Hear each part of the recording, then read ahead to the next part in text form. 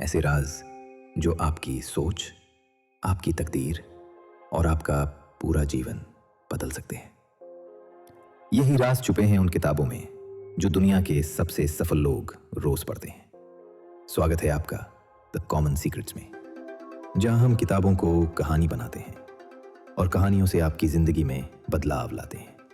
चलिए शुरू करते हैं। नमस्कार। आज हम बात कर रहे हैं सलमान रुश्दी की एक बहुत ही खास किताब मिडनाइट चिल्ड्रन के बारे में। जी। आप सोचिए, किसी का जन्म ठीक उसे लम्हे हो रहा हो जब उसका देश आजाद हो रहा है।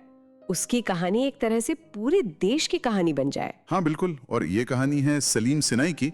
जन्म होता है 15 अगस्त 1947, ठीक आधी रात को, भारत की आजादी का पल। लेकिन यहीं पर कहानी में एक मोड़ आता है ना? वो अस्पताल वाली घटना। हाँ बिल्कुल, नर्स मैरी परेरा जो है वो बच्चों को बदल देती है। मतलब जो अमीर मुस्लिम बच्चा सलीम है वो पहुंच जाता है एक गरीब हिंदू के घर, और जो गरीब हिंदू बच्चा शिवा है वो आ जाता है अमीर सिनाई परिवार में। अच्छा, तो ये अदला बदली ही, मतलब इसी से पहचान वाला वो पूरा मुद्दा खड़ा होता है। जी हाँ, ये बहुत अहम है। सलीम की पहचान वो सिर्फ उसके जन्म के वक्त से नहीं जुड़ी है, उसकी एक खास शक्ति भी है। हाँ, वो उसकी नाक, वो बड़ी सी टपकती हुई नाक, वो सिर्फ नाक नहीं है ना, वो उसकी टेलीपैथी की शक्ति का जरिया है। बिल्कुल, वो नाक जैसे एक एंटेना है। वो दूसरों के मन की बातें सुन सकता है, और यहीं पर रुश्दी का वो जादू यथार्थवाद नजर आता है। हाँ, मैजिकल रियलिज्म, जहां जादू सिर्फ कोई कल्पना नहीं बल्कि भारत की जो उलझी हुई सच्चाई है उसे समझने का एक तरीका बन जाता है। और सलीम अकेला नहीं है ऐसा। नहीं, बिल्कुल नहीं। उसे पता चलता है कि आजादी के उस पहले घंटे में करीब 1000 और बच्चे पैदा हुए थे। 1000? और सबके पास कोई ना कोई शक्ति। हाँ, हर एक के पास अनोखी शक्तियां, जैसे कोई आईनों से आर पार जा सकता है। अच्छा। कोई वक्त को धीमा कर सकता है, कोई अपना लिंग बदल सकता है, मतलब बहुत कुछ। और सलीम वो इन सब को जोड़ता है अपनी टेलीपैथी से। जी, वो एक तरह का मानसिक मंच बनाता है। मिडनाइट चिल्ड्रंस कॉन्फ्रेंस, उसका ख्याल है कि ये सब मिलकर भारत की किस्मत बदल सकते हैं। एक सुंदर सपना।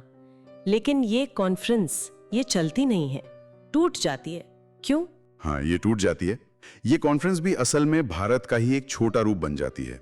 जैसे नए देश को भाषा, धर्म, जाति ने बांटा, हाँ, वैसे ही इन बच्चों को उनकी शक्तियां, उनका घमंड और बाहरी दुनिया की जो राजनीति है वो बांध देती है। तो जो जादू उन्हें जोड़ सकता था वही उन्हें तोड़ भी देता है। बिल्कुल, रुश्दी यही दिखाते हैं कि कैसे बड़े बड़े सपने अंदर की खींचतान और असलियत की ठोकरों से टूट जाते हैं। और ये उथल पुथल सिर्फ देश में नहीं, सलीम की अपनी जिंदगी में भी चलती रहती है।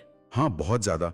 बंटवारे का दर्द है, फिर राजनीतिक हिंसा होती है जिसमें उसका परिवार बिखर जाता है, और उसकी याददाश्त भी चली जाती है ना, एक हादसे में। जी हाँ, याददाश्त चली जाती है और वो बिना अपनी पहचान जाने भारत पाकिस्तान की लड़ाई में पहुंच जाता है। अरे बाप रे। ये एक तरह से व्यक्तिगत स्तर पर देश के पहचान के संकट जैसा है।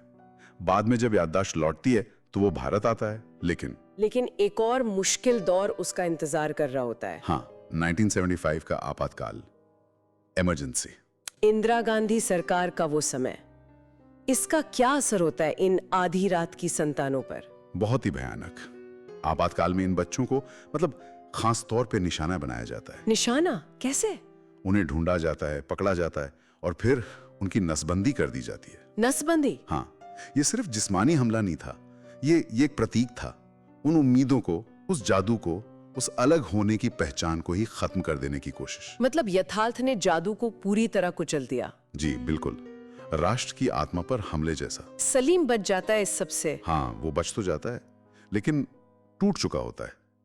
जिस्मानी तौर पर भी उसका शरीर वक्त से पहले बूढ़ा हो रहा है, उसमें दरारें पड़ रही हैं। और तब वो अपनी कहानी लिखता है। हाँ, वो लिखना शुरू करता है, और ये लिखना दुनिया बदलने के लिए नहीं है। तो फिर क्यों आबादी? जी, वो टुकड़े खुद भारत हैं, अपनी सारी मुश्किलों, विरोधाभासों और पहचान के संकटों के साथ। कमाल का रूपक है।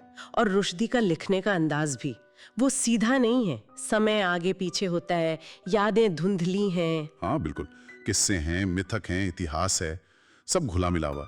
ये पारंपरिक कहानी कहने से बहुत अलग है। और ये कहानी हमें कई सवालों के साथ छोड़ जाती है। हाँ, गहरे सवाल, जैसे हमारी पहचान क्या है? क्या वो खून से तय होती है या हमारे चुनाव से, हमारे अनुभवों से? और इतिहास, क्या हम इतिहास बनाते हैं या बस उसे झेलते हैं? और एक सवाल ये भी कि जब किसी समाज से जादू या कह लें उम्मीद खत्म हो जाती है तो क्या उसकी रूह भी मर जाती है? सलीम सिनाई, वो कोई सुपर हीरो तो नहीं लगता। नहीं, बिल्कुल नहीं। वो शायद हम सब में से ही कोई है जो अपनी जड़ें ढूंढ रहा है, जिसे इतिहास ने बनाया है और जो कोशिश कर रहा है कि उसकी यादें वक्त के साथ मिट न जाए। सही कहा। और आखिर में एक बात सोचने वाली है, अगर सलीम की किस्मत और भारत की किस्मत इस तरह जादुई तौर पर जुड़ी हुई थी, हाँ, तो क्या आज भी हमारे और हमारे देश के बीच ऐसे ही कोई गहरे अनदेखे रिश्ते हो सकते हैं जिन्हें शायद हम अभी देख या समझ नहीं पा रहे हैं? अगर आपको इस कहानी ने कुछ महसूस कराया तो एक लाइक ज़रूर करना। और अगर आप चाहते हैं कि हम अगली बार कौन सी किताब लाएं, कमेंट में लिखना मत भूलना। हर हफ्ते नए वीडियोस के लिए द कॉमन सीक्रेट्स को सब्सक्राइब करें, क्योंकि यहाँ हम कम पढ़ते हैं लेकिन ज़्यादा समझते हैं।